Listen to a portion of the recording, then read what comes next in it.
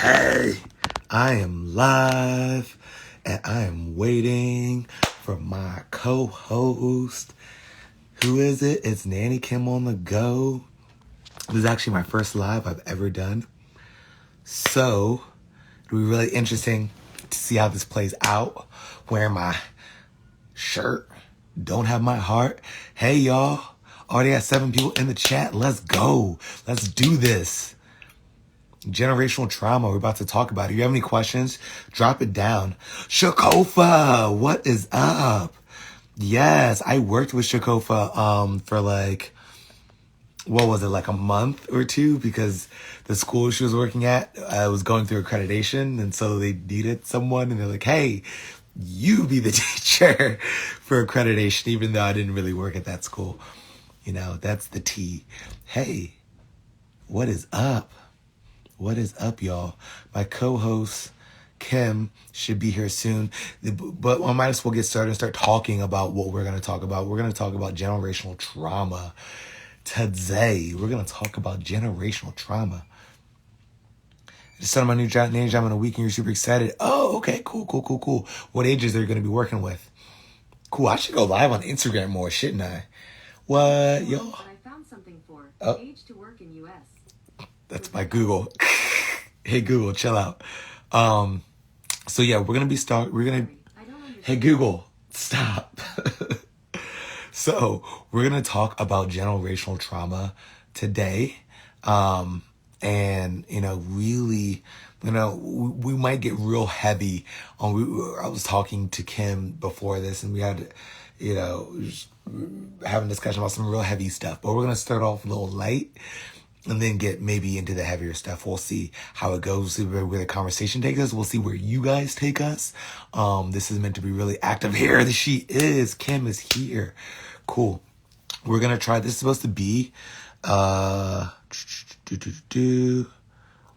3-part series. So don't stress if we don't get to every single question today. We don't cover everything. It's a huge topic. There she is. Hey. Now she's on the. Yes. Can you hear me? Yep, we can. I can hear you. Perfect. Cool. I was just talking. We got 16 people here. It's I'm on the. This is the first time I'm on the top. I know, right? So as I was telling people, this is going to be a 3-part series. We are going to talk about generational trauma. We're going to talk about some things that you may not realize are generational trauma and how it's passed on, and maybe some things that and potentially some things that everyone realizes is trauma, and what are some things that we can do to identify it and really and make sure that we don't subconsciously pass it on to our children, or just do everything we can to be aware of it, so that we can pass down things that are more helpful to our children rather than trauma, right? Exactly. So I'm gonna go ahead and get started since you're here. Now, like I said, and really, sometimes we go back and forth and deciding what we're going to talk about. And I actually chose this week's topic, or this 3-part series, and Kim loved it. I think this is something that she has a lot to speak on about. But I made I talked about maybe 5 days ago, talked about how timeouts contribute to generational trauma. And what I was saying, what I was communicating is that, and really the broader idea is that we as adults sometimes, and sometimes it is maybe our parents hit us, and so that we see well, I'm not hitting my kid, but I'm putting anytime they get upset, instead of hitting them, or anytime they're overwhelmed with emotion, or they're misbehaving, or they're not meeting our expectations, or doing what we want them to do, what we expect them to do, instead of hitting them like how my parents hit me, I'm gonna send them away to time out to think about what they did, instead of helping them through their challenge and helping through that emotional the problem that they're having. Children aren't giving you a hard time, they're having a hard time.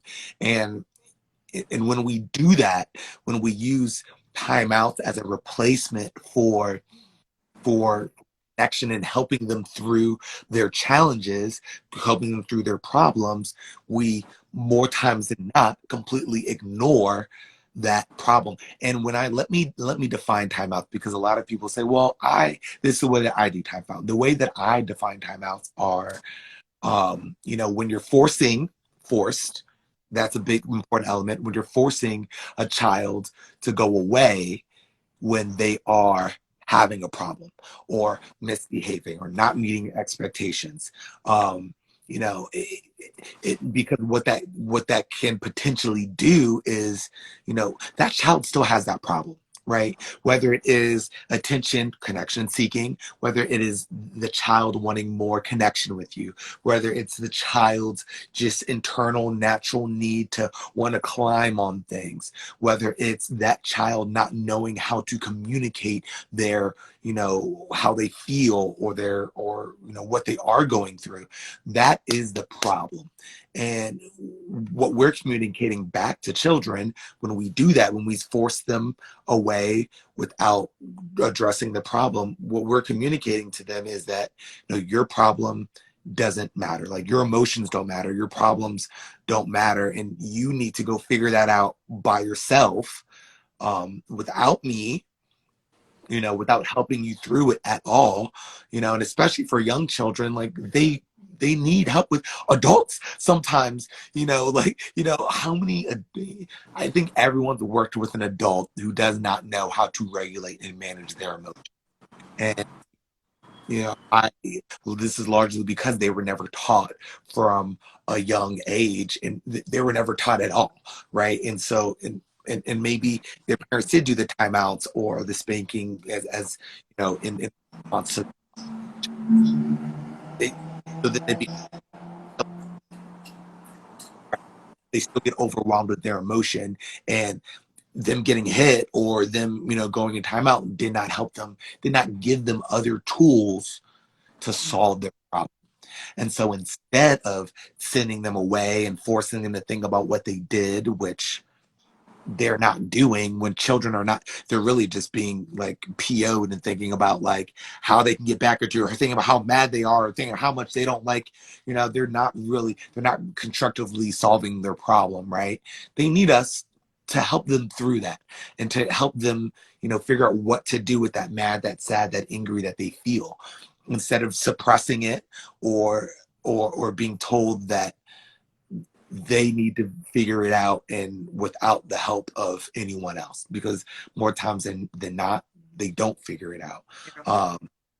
And the problem persists, and that problem becomes other problems. That problem becomes the hitting, because they don't know how to communicate their needs. So what are they going to do? Because they don't know how to get what they need through verbal communication, they're going to physically hit or kick or bite or throw themselves on the ground, right? Because they don't know, and when no one's coaching them to help them to bridge that gap, right?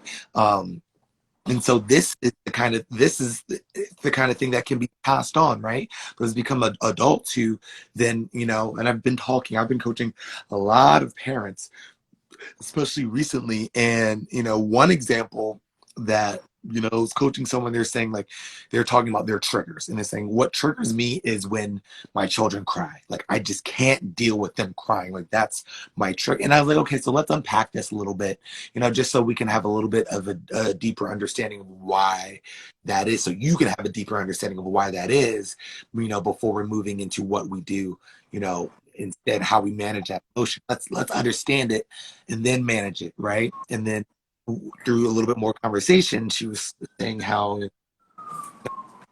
loud, right? What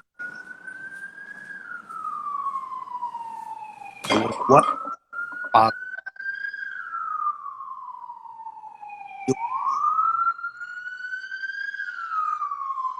you're breaking up. whatever problem. Yeah, Can we hear you? it's fine. You're going in and out. I think it may be because of the siren. Can Down you here. hear? Yeah. Yeah. So So and so then we're adults and we don't know how to manage our own emotions, right? And then those things that are very natural and real, and the crying is literally a cry for help. Like when the children are crying, they're literally crying for help. And sometimes we can do a lot to help them. Sometimes there's not much that we can do, but them away communicating that their emotions don't matter, then they become adults and see this way because that's what they've been told, their whole that your emotions don't matter and like you're a child, like get over it, right? Um, but to them, that child, like that little thing, that ball going over the fence, really matters to them. That you know sitting on the potty or how scared they are of being on going on the potty, that really matters to them finishing up and doing their Legos, that really matters to them. Mm-hmm. And when we disregard their feelings and emotions for the things that appear little to us when they're young, when they get older, why would they tell us what's going on that maybe things that we would see as a bigger or more legitimate issue of how their friendships, let's get a little bit older and maybe a little bit deeper, relationships, you know drugs, alcohol, like we don't establish that relationship if we've been telling them the beginning part of their lives that when they really need us, that their emotions don't matter and we're dismissive, then why would they think that they could come to us when they get older and they don't feel like they need you as much? And you haven't proven really as an adult whether it's a teacher, a parent, a nanny, or being able to help the child through their problems. And I know I see it all the time, even in my role right now of a person who is helping teachers, and seeing how the children respond when we don't have any kind of connection or relationship, and right, and seeing how they respond, but then when once we establish the connection and the relationship, and I prove my worth and my ability to help them and to listen to them and to care about what they care about, and then seeing teachers who Right. are dismissive and not caring what they care about. When I walk in the room for a second, the kids are coming up to me to ask for guidance, and completely bypassing the teacher. Okay. And the teacher's like, well, why didn't you ask me? Because all the other times that they've asked you for things, and I understand as a teacher in your room with 20, plus or even 10 kids, it can be overwhelming, but the fact still remains, if we don't prove to them really that we will listen to them and care about what they care about over time, they're going to get the message and they're not going to communicate when they do need guidance or want guidance or even think to go to you. Um, and that's the kind of thing that's we grow up and we become adults and still will be dismissive of the emotions of children because our emotions were dismissed as a child. And then when that child grows up, they've their whole life their emotions been dismissed and it doesn't matter, it's not a big deal, then that's how they respond to children, and so on and so on and so on. Yeah. I man, this is like one of those topics you could just go on forever. I completely agree. One of the things that I teach a lot of people and I say to them is, you know, one of the things we would always say when we were kids, real, game recognizes game, real recognizes real. Um, kids, kids are that way. We teach them through what we do, what we say, and can you hear me? So we teach them. We teach them through what we say, what we do, how we respond to them. But we teach them through their trust, their trust level with us. So the things that we teach them, they're picking up. but you won't really see it unless you have a relationship with them when they start using it. So there has to be trust. They have to have something that's developed over time. And I think we talked about this one time before, how I was saying, you know, when my daughter, when she was first born, and when I went through the whole process of adopting and I got her when she was like 3 months, it took her about till she was 10 months before she started crawling, you know, walking, doing anything. But it was like when it happened that whole, it was 1 week, everything happened. It took her that much time to actually develop this trust of, you're not going anywhere. You're going to be around. Okay, now I can start doing things. Now I trust that you're not going to be, you know, leaving me. Now I know that I'm staying. It was one of those things. And when she got it in her head, like, hey, you know, this is my family. I'm staying. I'm not going anywhere. You could see the change and the difference and how she opened up, how she responded to me and to other people, how much she developed and how she grew. But it happened because there was a sense of security and something that was traumatic to her, to be taken from your parents at birth, someone that you've heard their voice the whole time while you were in the womb, and then right from the womb you're taken and you're put with a family of strangers that you don't know. You know what I mean? You're put with people you've never met, and then you've been with those people since you were born, since you came out the hospital. You've been with them, and then all of a sudden you're placed in a home with someone that you've never met and you don't know. Like 2 or 3 months later, you formed an attachment. So now you've had to take this attachment, this trauma that happened to a child, this trauma, because even though, you know, kids will say, oh, well, that's not really trauma. She'll never remember that. But subconsciously she does. And what people don't realize is a lot of children that are in foster care, that are adopted, that have had something happen to them super young, they end up having these things show up in their teenage lives where they can't attach. They have reattachment, you know, attachment disorders. They are always nervous that someone is going to die or something's going to happen. They have really bad anxiety. But these are things that we can work around by constantly, you know, giving them reassurance, letting them know, hey, you're safe here. You're okay. And you know that they are picking it up when they can repeat it to you. I was talking to a friend today and she was laughing because I was telling her my 2.5-year-old now repeats the things that I say to her. Oh, mommy, you're crying. It's okay. We're in a safe place. You'll be fine. You're and I'm just like, how do you know I'll be fine? You know, like, she's she'll repeat the things that she hears and she picks up the things that she knows works for her. And you'll know if it doesn't work for them because there'll be a response. If you ever want to know if your parenting is good, if your nannying is good, because we have some nannies on here, if you ever want to know if your parenting is good, your kids will tell you. Your kids will tell you if you're not doing a great job by their response. Their response to your discipline lets you know whether you did a good job or not. It's not one of those things that you have to wait for. Like, oh, he's just mad. That's why he said that.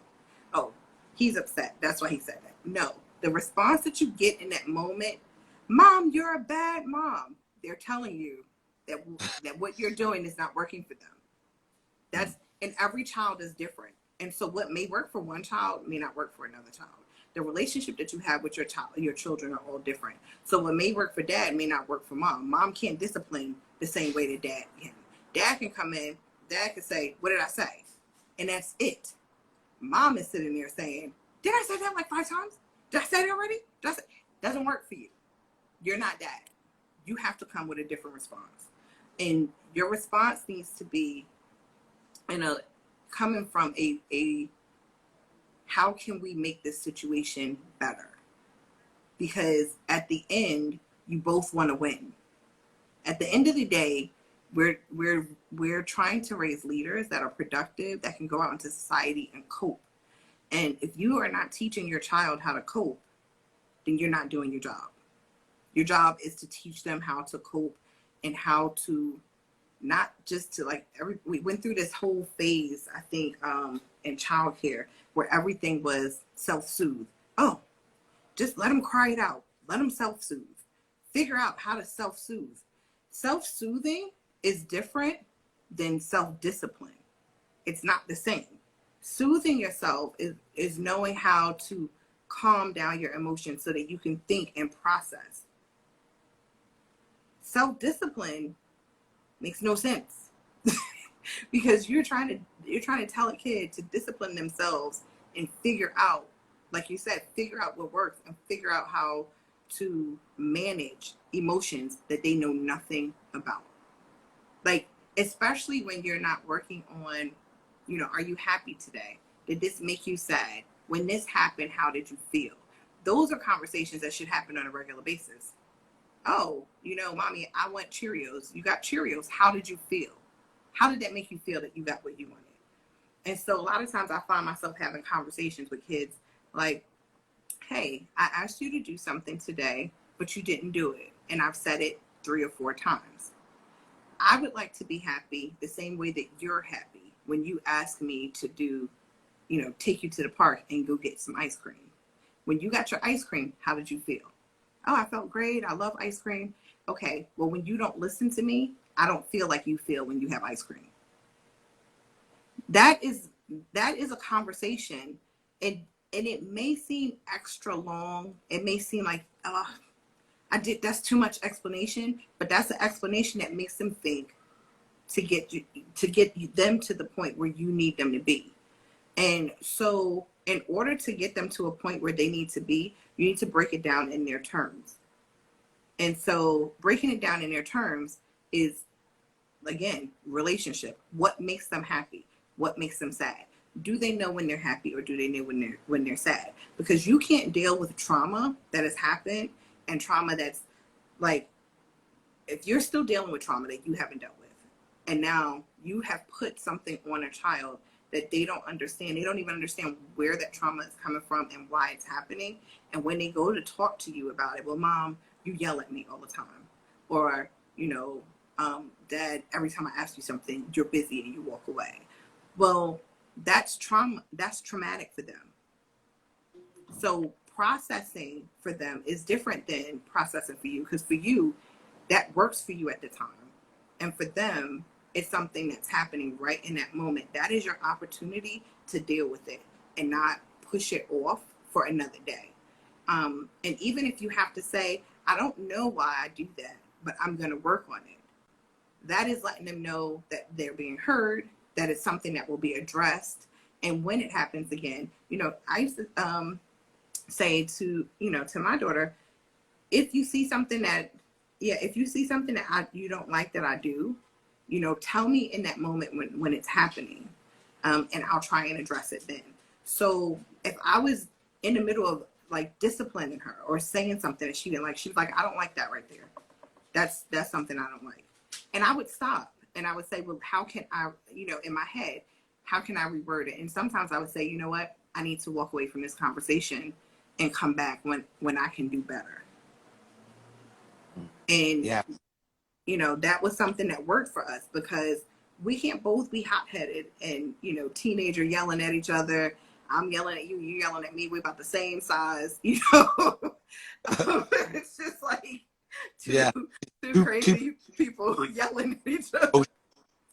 Butting heads, not using logic, right? And so we have a couple of questions. Yeah, let's go through get to. So do you guys have any tips to help toddlers calm down? And so I'll offer a couple of things, and feel free to chime in too, Kim. Yeah. To help them calm down. And I'm assuming I'm going to come from a more nonverbal, because I don't know how old. If it's young toddlers, when people say toddlers, usually I think they're young, not talking a lot, but they do understand language. You can, so I'm thinking about nonverbal ways to help them calm down. One way is sensory, especially honestly for young children. You should have a lot of sensory present anyways, but like things like squishy balls, soft areas, like that is like soft couch. I always recommend creating like a little calm down corner for them to calm down, to a safe space for them to go, where it does have a variety of things, and not just touch, but things that are interesting to look at, different things that they can. I think it'd be really cool to have like if you put a different smell in there too. Mm-hmm.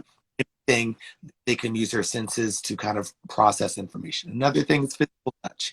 Sometimes a hand on the back is, all they need. Sometimes even not even sometimes just holding the space and just being close to them is all they need. You can, a hug, a hold, but physical touch is another way to help kind of put reset on the emotions. And another thing is physical activity.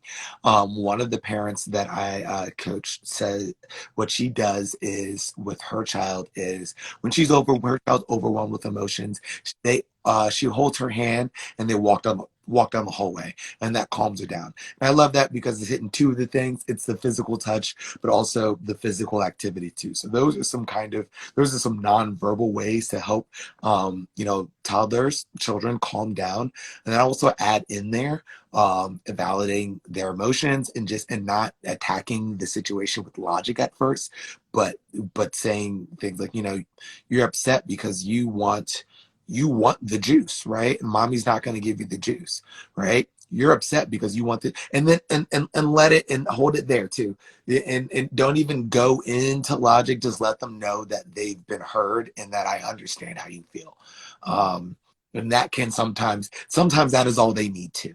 Um, it, like with anything, and Kim alluded to it earlier, any strategy that you use is going to very much, the foundation of it is going to very much be the relationship that you have with the child, and also the temperament of the child. Who that child is, who that child's personality. Some kids are a lot the active thing. Like you can't get them to sit in a area to calm down. Like Yeah. that's not them, right? They need to do something active and movement, and that's more them.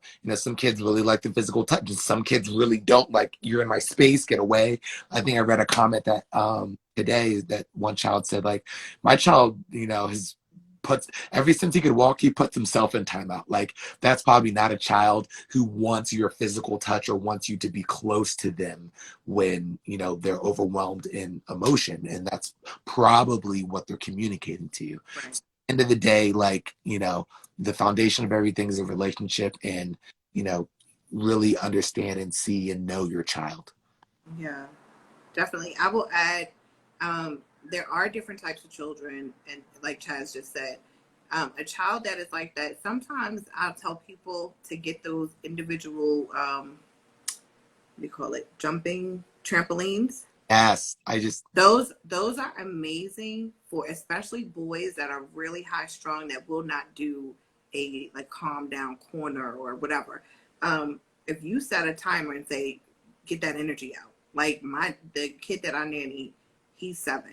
And I tell him, like, he finishes my sentence for me. I'm like, I'll say his name and I'm like, oh, he's like, I know, too much energy. Like, and when he gets like when he gets very energetic and overwhelmed, I know it's because he's bored. And so what ends up happening is everybody else in the house is paying for it because he goes through this whole thing of antagonizing everybody that's younger, beating them up, hitting them with stuff and running, grabbing things from them just to hear them scream. When we do that, I'm like, okay, we need about 50 jumping jacks right where you are. Go. Like things Mhm. like that. You have to get their energy out in order. Sometimes you cannot even discipline a child or talk to them about anything because they have too much energy to even pay attention to what you're saying.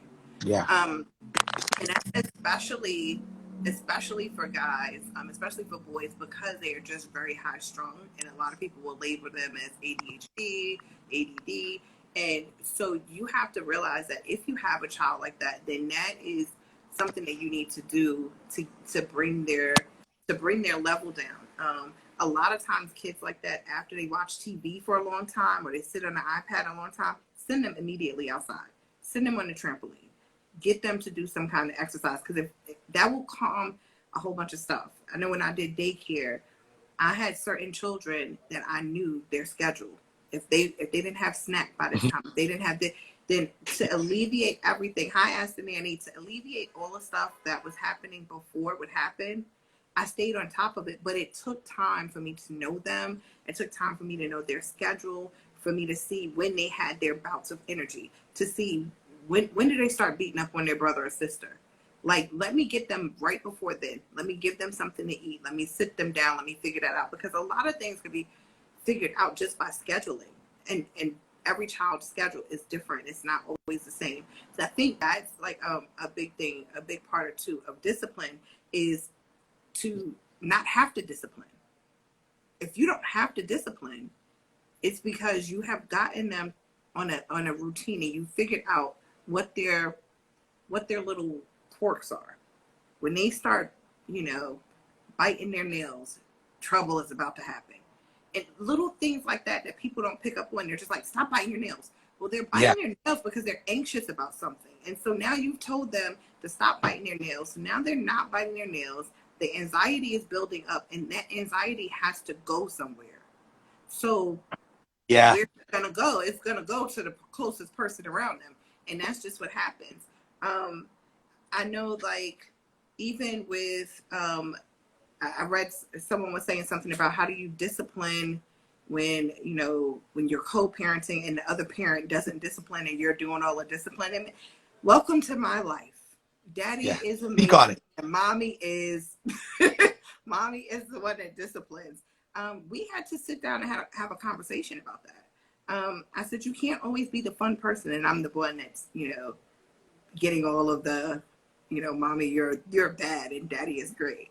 But I also had to realize in that moment, I can't control the other person, and their style is based on their life and some people, and we don't realize, we have these children with people and we don't really know their history. You don't know what traumatic thing that person went through to make them be a person who is afraid to discipline their child. So you don't want to force a person to discipline when that may be a trigger for them. Maybe they're the type of person, if they start disciplining and spanking and hitting, they won't know how to stop, and then that child ends up hurt. So if you're the person that is disciplining, what you have to do is find a balance between discipline and love. I am the type of person, I am not, like, everybody knows in my family, if Kim gives you a hug, you're only getting one for the day. Like, don't come and hug me all day. My nanny kids know, if you're saying my name, if you're saying Miss Kim, you don't have to pat me too. Like, don't, Miss Kim, Miss Kim, Miss Kim. I'm like, just one or the other. Like, and that's just for me. It's a personal thing for me. Like, I don't like people to touch me. And I had to realize that when my daughter would see her dad or would see other people, she would run to them and give them these long hugs. And I'm like, she never hugs me. Like, but one of my friends said, well, you're not the hugger. You're not the hugging type. And so we had this long conversation. At the end of the conversation, I'm crying. Now I'm crying because I'm sitting there like, now I have to start being consciously aware of, like, how many times I tell her I love her and how many times, I had to start. Now it's different. When she goes to bed at night, she says, good night, mommy, I love you. She never used to say that before. Never. But I had to start purposefully hugging her. Purposefully saying, mommy needs a hug. Can you give me a hug? Because sometimes I would say, come give me a hug. And she'd be like, no, you don't need it. No. And she wouldn't give it to me. And so those were things that she was repeating that I would do to her. If she would come and give me a hug, I would say, oh, you're fine. You don't need it. So her response was, because I'm just like, oh, you don't need a hug right now. You're fine. So her response to me was, oh, you don't need it. Like, no, mommy, I'm not giving you a hug. And then she would run away. And I'd be like, are you serious? Like, you're really not going to hug me? And she's like, yeah, I'm going to play with this doll. So I had to consciously start giving hugs. I had to consciously start making sure that, if there was a time in the day that I couldn't remember whether I told her I loved her or if I had done something with her, played with her, done anything, that I would stop whatever I was doing. If that was dishes, if that's homework, if that's work, I would sit down and spend some time with her because she is a very affectionate person.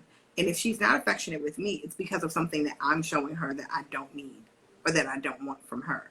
And so, just trying to relate that. So even if you're the person that's given the discipline in the co-parenting situation, make sure that there's a balance, because you don't want to be seen to your child as the only one that disciplines, the only ones that's always yelling. You want to have a balance. Like mom sometimes disciplines me, but mom also is like really cool at giving me the best hugs. And let that other person in the relationship that's not disciplining, let them do what they need to do to work around that scenario. But you can also, bring it up to them like, hey, you never do any discipline in it, and it would be great if you could, help sometimes, and see what they say. Find out what that is, because there may be something else going on in the background as to why they don't discipline. Yeah. I want to share, I didn't even think about this. And I feel like this has been so short, but we're doing a 3-part series also. And in 2 weeks, we do it every other Friday. So in 2 weeks, we're going to do another one. And I think we'll probably get like a lot deeper into that. I do want to talk a little about, I do though, before we leave, talk about some things too, just you can do to be aware of it, and maybe some things that you can do to combat maybe some generational trauma that's maybe been passed down through the generations. And because I think a lot of what Kim has been talking about is, I have to, first being aware, right? You can't do anything. It's like day one of AA. It's you said you were crying, right? It's recognizing, I have a problem. Like, like, right, there's something that I need to do. That's that. And someone on Instagram actually learning games, and they said that I didn't have to. They're like, look, I just want to send you this thing. You don't have to promote it or share it, but when I find something that I think is really beneficial, they just put it out. I don't think you can even buy it yet, but this is super cool. They have this game that helps you go through, and this is kind of some ways of, just because a lot of times even our self-talk, it gets passed on to children, right? Sometimes we're just like, oh, like I'm so done, or I never do this right, or when we say that to ourselves out loud, our children pick up on it, and that may be something that they start saying to themselves when they're making mistakes too. So someone sent me this, and there's 2 sides. There's the advanced where it goes deeper, but I'm just going to show you guys the less advanced one. It starts off with the event, right? And each one has like a card of different events. So this one says, like, I forgot my lunch at home today and didn't have anything to eat at school. So that there's the event, and then there's cards for each one, and then there's the automatic thought. And you as the parent doing this with your child, this is something that you can do with your child, that can help them become aware of their automatic thoughts, their self-talk, and their emotions, and how it's affecting their behavior. It starts with the event, it goes to automatic thought, then it goes to the emotion, and then it goes to the behavior as a result. And then on the advanced side, it has the challenging thought, and the alternative thoughts, to give them other things to think about to replace that automatic thought, right? So you have the event, I said, and then maybe an automatic thought in response to the I forgot my lunch could be, I'm so stupid. And they're supposed to pick it out. Like, what do you think what do you think your automatic thought would be? Like, what would you think? And you can, for young children who can't read, you can show them, and you can read some of the ones that you have identified, and it takes, again, always being in tune to your child and knowing your child. For children, this is supposed to be for 6 and up. But if they're 6 and up, like, assuming they can read, they can go through and kind of pick the ones that are true to themselves, that they feel, right? And I think that's really valuable. And then an example of an emotion is sadness, right? So I had the event, forgot my lunch. Automatic thought was, I'm so stupid. The emotion is, I'm sadness. And again, this is something that they're picking and they're choosing. It's a way of communicating how they feel in the moment. And then on this side, it doesn't have, on the advanced side, it has the physical response, like the physical cue. And Kim mentioned it earlier, and I think this is what made me think of it. She's mentioned like biting in the nails. A lot of times you'll see physical cues from your children, and a lot of children have their own unique cues that they have. Sometimes it's like tightening of the fist. Sometimes it's the furrowing of the eyebrows. Sometimes, the ears could get red. There's a lot of physical, there's a lot of physical cues that will happen as a result of the emotion that you can identify and see as the parent, and can help you just identify what emotion they're feeling or how they're feeling, and how that's going to, and you can prepare and be proactive in that, right? And have conversation before behavior happens and you're frustrated or something breaks or someone gets hurt, right? uh, and then their behavior, we pick, and I'm just picking these cards randomly. Avoid, right? And so it's a way really to communicate for children to see how the event, impacts how they go through these, because children aren't necessarily cognizant of this.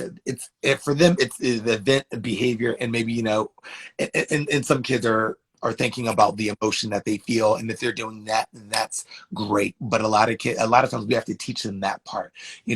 How do you feel as a result of the emotion? But they're not even the automatic thought. Like, that's not even something that they, in adults, by the way, adults aren't even present of thinking, and it's subconscious.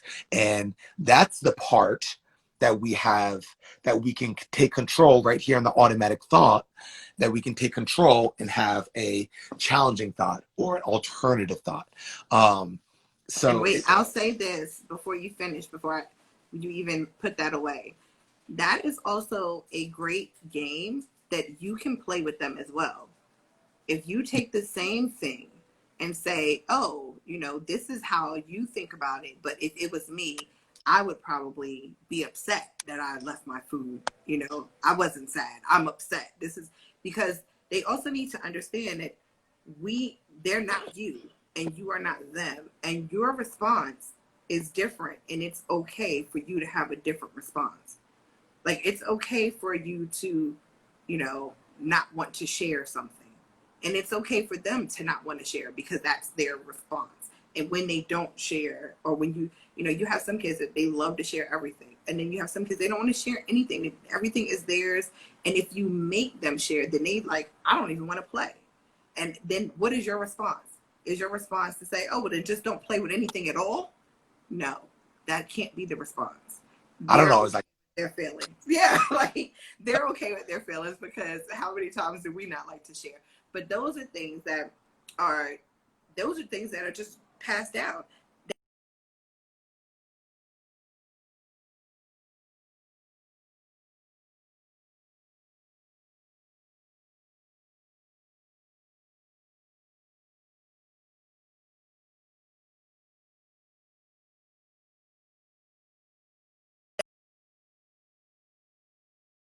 That's something that you can go through with them as well. You're back. yeah. That's something you can go with them as well, because that's something that, is passed down. How you respond to certain things may be things that have happened to you as a child, and now you're assuming that your kid is going to be the same way or respond the same way, and it's not always the same. So teaching them early that different people have different responses to the same thing, and that's okay because that's how they feel, Yeah. then they won't maybe grow up and have people who hate them for voting Democratic or Republican. You know what I mean? Like, I have Yeah. so many people, if you vote for Republican, Right. we'll never speak again. Right. Like, Right. do I get mad at you if you vote for something? So those type of things start off way younger, because people assume that if you're my friend, if you love me, if you're my family, if you're a part of my life, you have to think the way that I think, or we can't be friends, or we're not affiliated. And all of those things stem from how people were raised through through trauma and how they dealt with it. That end result, that thought that sticks in their head, becomes that bias that we're trying to work on right now in Yeah. the world, not just America, in the world. Right. Yeah, culture has a huge part to play in it. And I just want Yeah. to share last, because I didn't share any alternative or challenging thoughts. one of the alternative thoughts is I can learn from my mistakes as opposed to, and again, they're not matched up specifically.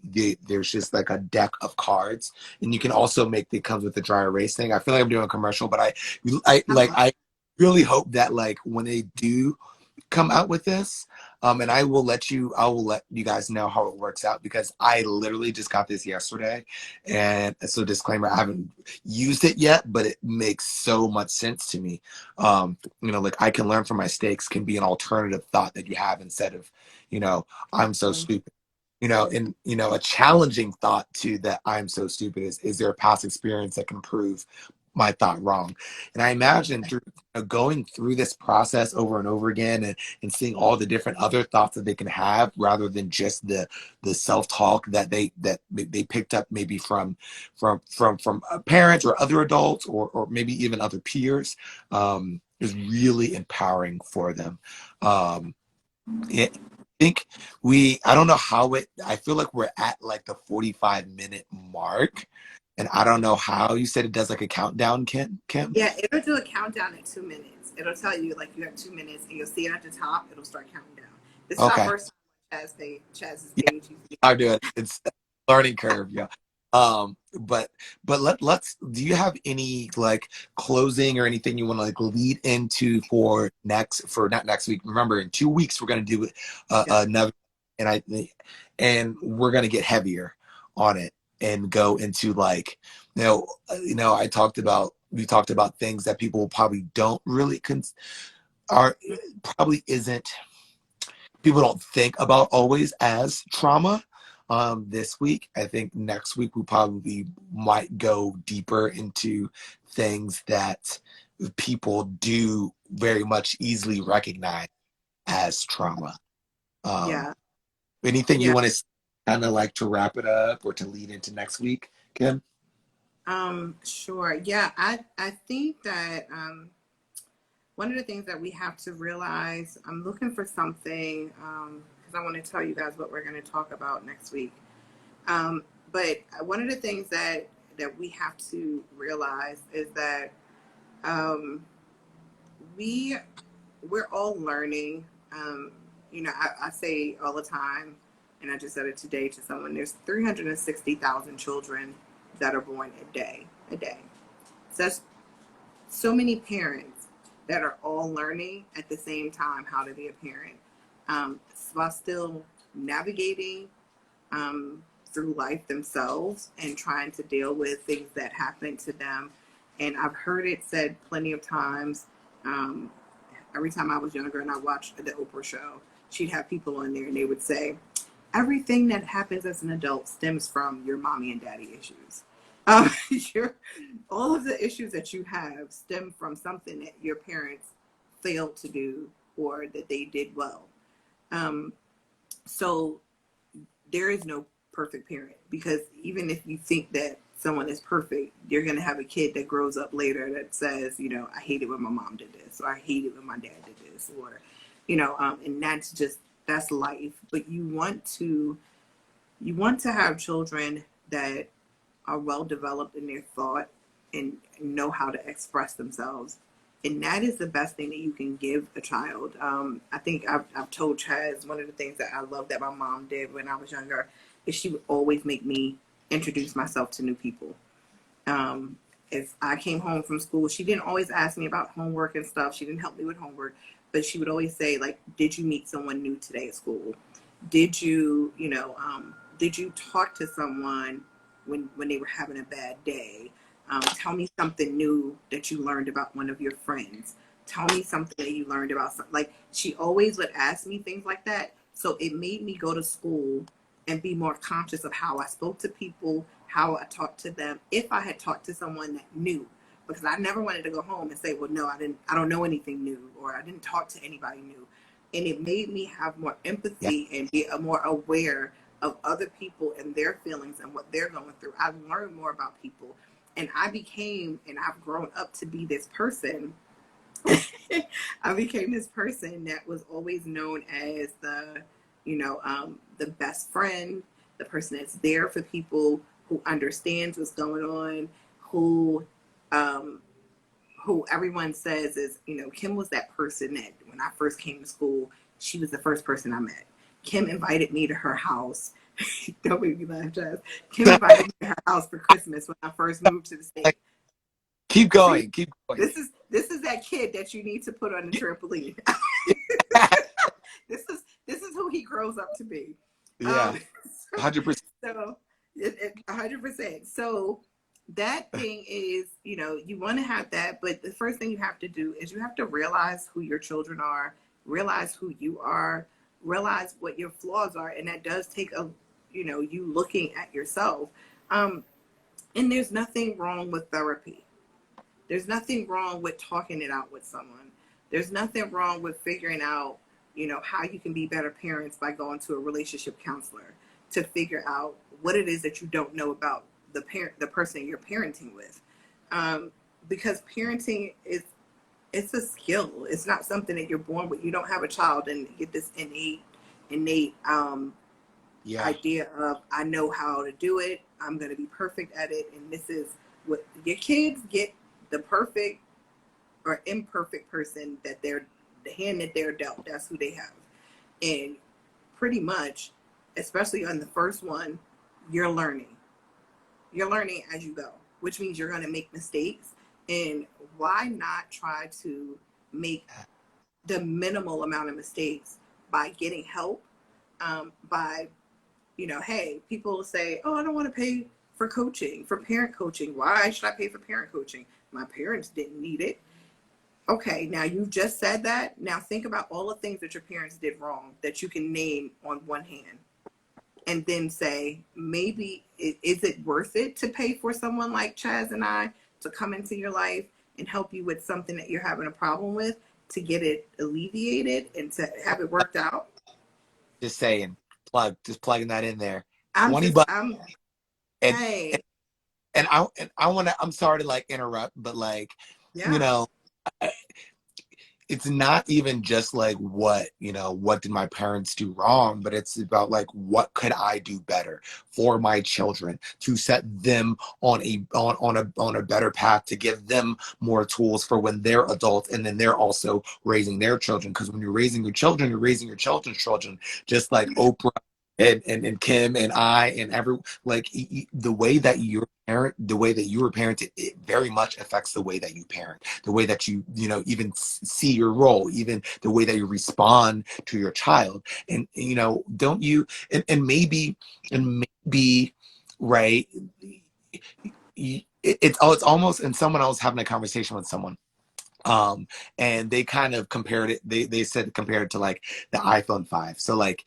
maybe your parents, for where they're at and the tools that they had at the time where they're at in their journey, they were able to build, you know gr- grow you to be the iPhone, let's say the first generation iPhone, which is great. It's amazing that with the tools that they had, that they were able to you to be the person that you were, right? But now for the next generation, your challenge is to not just do exactly what your parents did, but upgrade, right? iPhone 2, iPhone 3, maybe even skip, maybe get the iPhone 5, because they say the iPhones don't have, they don't really upgrade that much. But maybe, with coaching, maybe your child automatically would have gone from the iPhone 2 to the iPhone to the iPhone 3.